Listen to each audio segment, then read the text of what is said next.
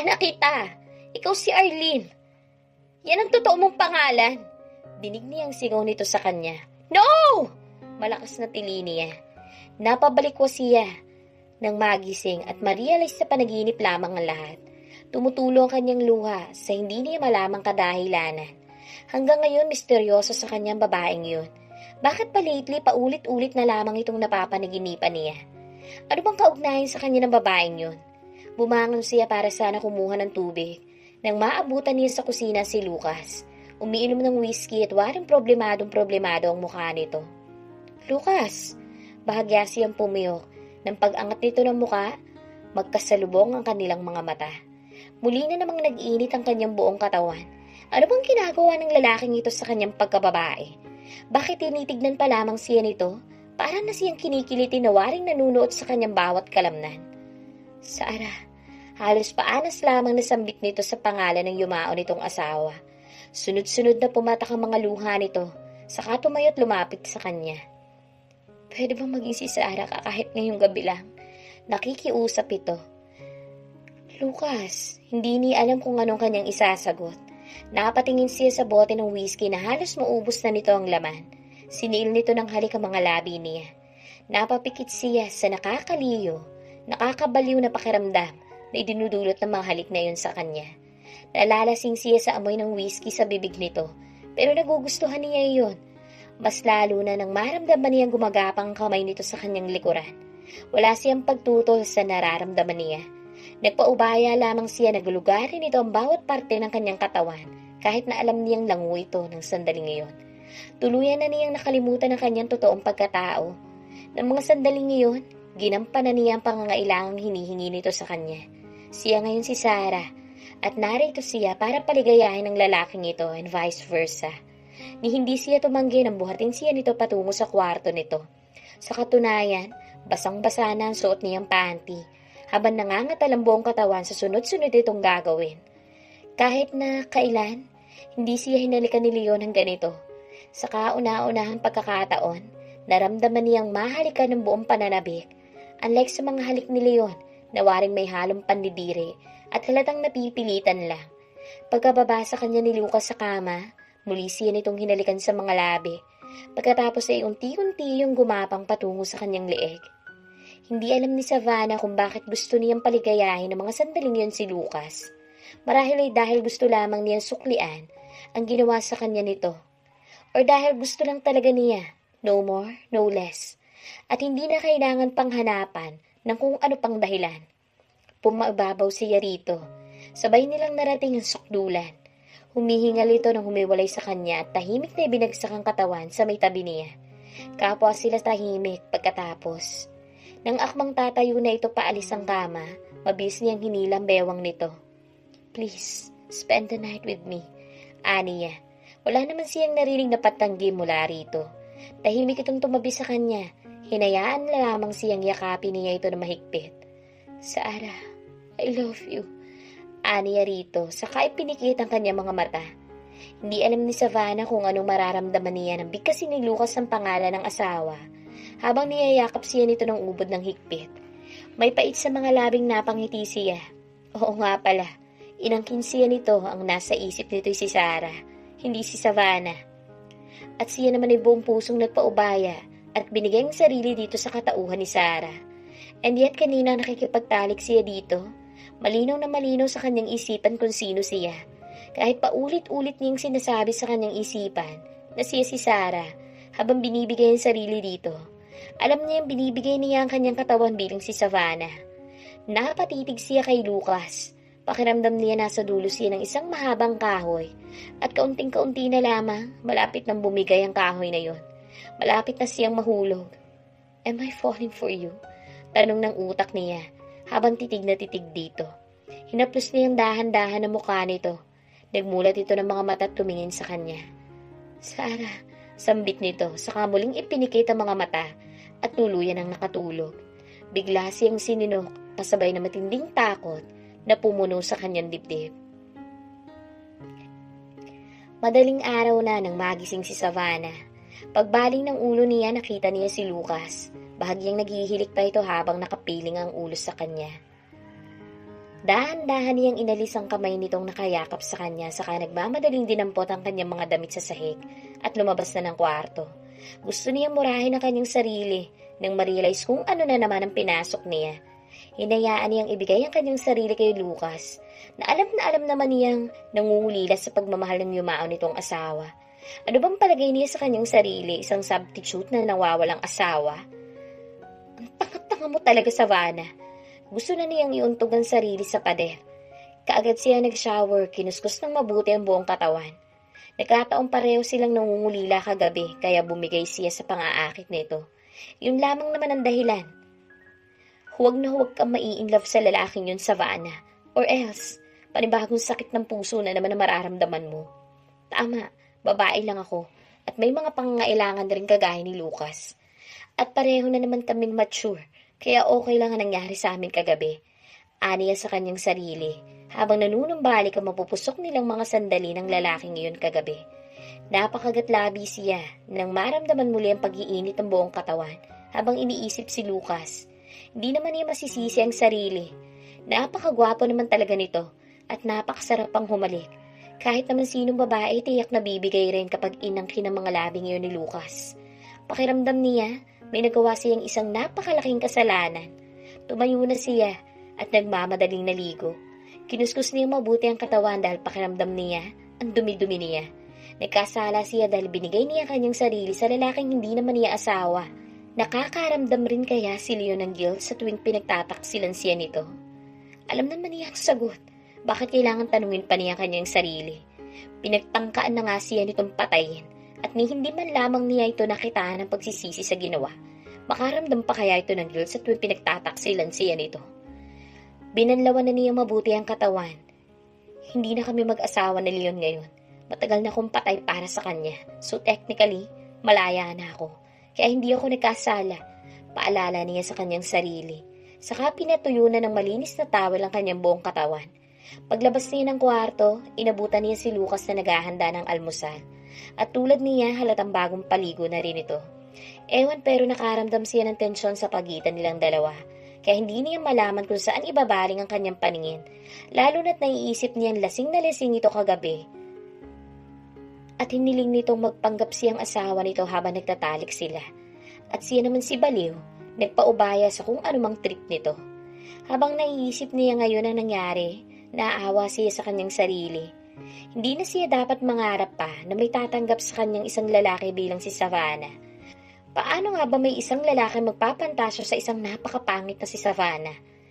Kaya na hiniling nito na magpanggap siyang si Sarah. Para marahil, hindi nito maisip kung anong dating mukha niya, hindi ba? Ipinatong nito sa mesa ang nilutong pancakes, bacon at sunny side up eggs, saka humila ng silya na at naupo. Tumayo naman siya para gumawa ng kape para sa kanilang dalawa. Hindi pa rin sila nag-iimikan.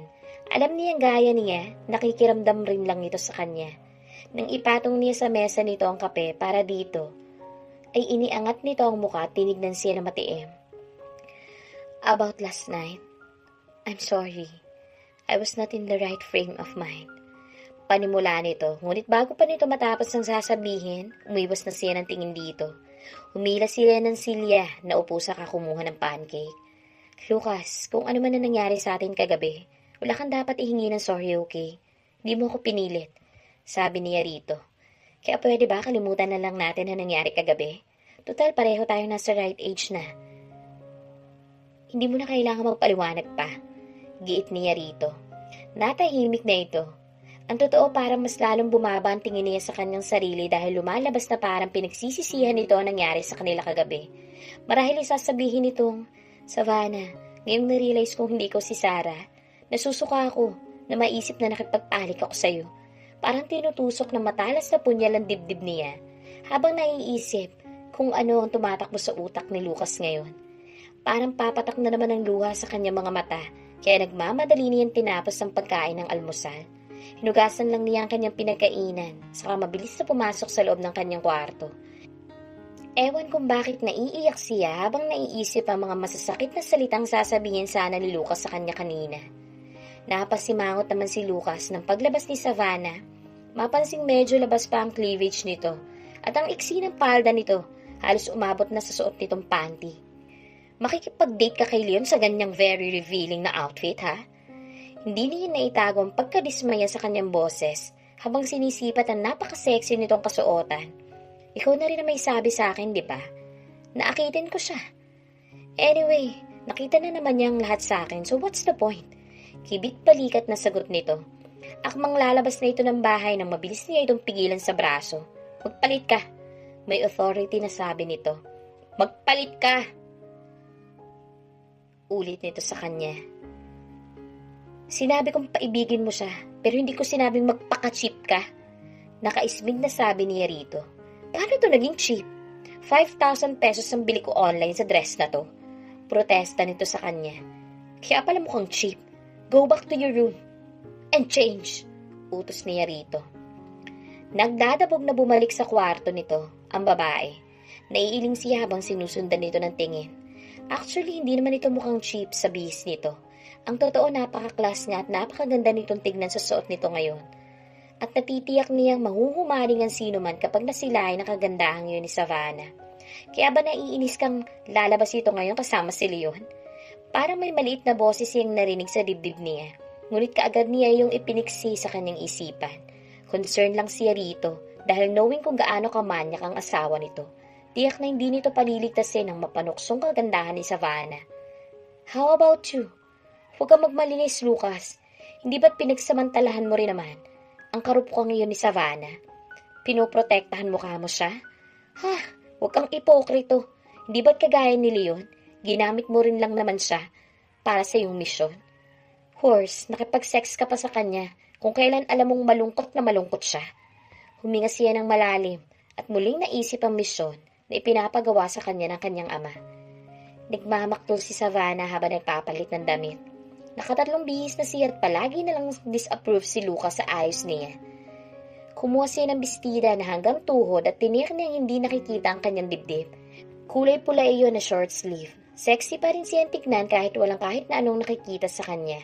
Siguro naman papasa na yun sa panlasa ni Lucas. Paglabas niya nakathumbs up na si Lucas. Umikot ang kanyang eyeballs. Sa wakas makakalabas na siya. Isang oras na siyang late sa usapan nila ni Leon. Malamang kanina pa ito naghihintay. Hayaan mo siya maghintay. It's okay to let him wait a little bit longer. You're worth the wait, Savannah. Sabi nitong tumayo't hinawakan siya sa magkabilang balikat. Lagi mong tatandaan yan, ha. Paalala nito sa kanya. Sana nga. Gusto sana niyang isagot dito, ngunit pinagkibit na lamang niya ang kanyang mga balikat. Kinakabahan siya sa muli nilang paghaharap ni Leon. Ngayong gabi kasi, may gusto siyang tiyakin sa kanyang sarili at natatakot siya sa maaari niyang matuklasan. Hindi mapakali si Lucas sa kanyang kondo. What if pagkatapos ng date, yayain nito makipagsiping si Savannah? Nag-alala siyang baka bumigay ang babaeng iyon, lalo pat alam naman niya na hanggang ngayon, in love pa rin ang lukarit na babaeng yun sa tarantado nitong asawa. Kanina pa siya paikot-ikot sa salas. Iniisip pa lamang niyang maaaring kahinatnan ng date ng dalawang yun. Parang nagsisikip na ang dibdib niya sa inis. Napakalaking tanga naman talaga ni Savannah kung ibibigay na naman niya ang sarili sa gagong iyon. Pumasok siya sa kanyang kwarto at nahiga, ngunit wala pang ilang minuto bumangon na siya at nagtungo sa kusina. Kumuha siya ng brandy at uminom. Di talaga siya mapalagay. Hindi niya pwedeng pagkatiwalaan ng lalaking iyon. Nagmamadali siya nagbihis at sinundan ang kung saan man nagde-date ang dalawa. Hindi niya maaaring ilagay muli sa kapahamakan si Savannah. Hindi ngayon, lalo pat natuklasan na niya ang totoo nitong pagkatao. Halos paliparin na niya ang kanyang motorsiklo para puntahan ang kinaroroonan ng mga ito. Ewan ba niya kung bakit parang sinisipa ang dibdib niya ng ilang kabayo habang naiisip ang ginagawa ni Savannah kay Leon na ginawa rin ito sa kanya noong nakaraang gabi. Shit! Where the hell are you going? Tarantadong bulong ni Lucas na makita magkahawak kamay na lumabas ng restaurant sina Savannah at Leon. Ngunit sa halip na sumakay si Savannah sa dala nitong kotse, doon ito sumakay sa sasakyan ni Leon. Ito na nga ba ang sinasabi ko? Galit na sabi niya. Saka nagmamadaling sumakay ng kanyang motor para sundan ang mga ito. Dumilim ang kanyang mukha na magpark ang sasakyan ni Leon sa isang motel. Napamura siya ng malakas. Hindi niya alam kung bakit pumapayag na naman si Savannah na paglaruan ng lalaking iyon. Nasaan na ba ang utak ng babaeng ito? Talaga bang hindi pa rin ito natatauhan? Gusto niya itong murahin. Gusto niyang isa-isahin ang lahat ng katarantaduhang ginawa dito ng lalaki yon para ito'y matauhan na. Hindi siya makapaniwalang sa kabila ng lahat. Mahal pa rin itong lokong yon. Talaga bang may mga babaeng kasing tanga ni Savannah? Inis na sinipa niya ang malaking bato sa daan. Napasabunot siya sa kanyang buhok. Gusto niya magwala sa sobrang galit na nararamdaman. Hindi siya makapaniwala. Napasigaw siya. Naninikip ang dibdib niya sa yamot. Damn you, Savannah! You're the most stupid person I've ever met! Sigaw niya. Pumalag si Savannah nang hawakan ni Leon ang kamay niya. Hindi niya alam kung bakit wala na siyang init na nararamdaman sa tuwing hinahawakan siya nito. Hindi kagaya noong dati, na para siyang kinikilit at kinikilig sa tuwing maglalapat ang kanilang mga balat. Ngayon ay may halo ng pangingilabot at pagkasuklam ang nararamdaman niya. Hindi niya alam kung masaya siyang malaman na unti-unti na niya itong nabubura sa utak niya. What's wrong, Sarah? Nagtatakang tanong nito. Naupo siya sa gilid ng kama. I'm not yet ready, Leon. I'm not ready yet, Leon. Di naman natin kailangan magmadali, hindi ba? Pilit na pilit ang mga ngiting sabi niya rito. Kung dati siguro nito yun gagawin, walang pag-atubiling ibibigay niya kanyang sarili dito. Baka nga kahit hindi pa nito hilingin, siya mismo ang maghubad sa suot niya. Ngunit ngayong araw na ito, ni katiting na pagnanasa, wala siyang nararamdaman para sa dating asawa. Yes, dating asawa. Ngayon lamang niya kayang ipagsigawan sa kanyang sarili na hindi na niya ito asawa. Maluwag sa dibdib niyang natatanggap ang katotohanan ngayon. Patay na si Savannah. Ngayon ay tuluyan na niyang masasabi sa kanyang sarili na wala na ang dating tangang babae na hibang dito. Come here, Aniya. Tinapik ang katabing bahagi ng gilid ng kama. Sit here, sabi niya kay Leon. Naupo si Leon sa tabi niya. Isinandal niya ang ulo sa balikat nito. Gusto lang niya makasigurado. Matagal na hindi siya nagsasalita. Pinakikiramdaman lamang niya kung ano ang kanyang nararamdaman habang nakasandal sa balikat ni Leon. Wala na ang init. Sa kauna-unahang pagkakataon, natiyak niyang tuluyan na siyang nakalaya sa pag-ibig na nararamdaman niya para dito. At hindi niya alam kung dapat ba siyang maging masaya sa realisasyon niyang iyon. Dahil habang iniisip niyang nakalaya na siya sa kahibangan niya kay Leon, isang damdamin naman ang unti-unting namumuo sa dibdib niya ngayon. Umiibig na siya kay Lucas. Kaya naman pala ganun na lamang niya kabilis na ibigay ang sarili rito. Muling napuno ng takot ang dibdib niya dahil alam naman niyang katawan lang ang hangad nito sa kanya.